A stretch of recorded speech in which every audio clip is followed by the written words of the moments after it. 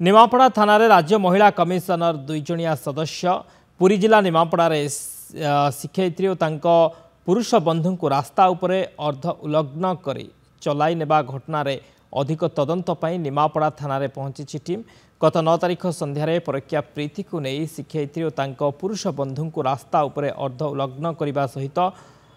फूलमाल बेकरे पकाई चलाई चलाई आनी थाना जिमा देइथिले शिक्षयित्री स्वामी। से दिन शिक्षयित्री अभियोग आधार पुलिस स्वामी और पुरुष बंधु को अटक रखा सहित परवर्ती मुहूर्त में कोर्ट चालाण करथिला। से घटनार अधिक तदंत पई आज महिला कमिशनर दुईजणिया सदस्य थाना पहुंची संपूर्ण घटना को नहीं थानाधिकारी और निमापड़ा एसडीपीओ सह आलोचना करिसेंती। ए घटनाटी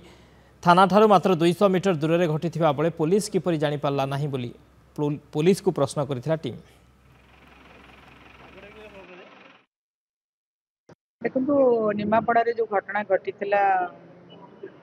अल्प दिन तले जो शिक्षयित्री घटना से घटना को लेकिन आम आईआईसी एवं आमर डीएसपी सहित मो फोन आलोचना कली आईआईसी सहित मुझे आलोचना कली एवं पुलिस ए कथा को बहुत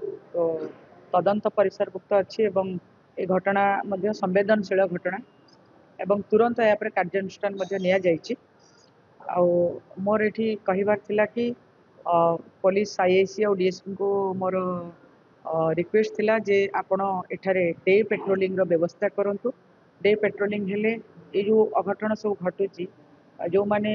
अपराधिक तत्व बा जो माने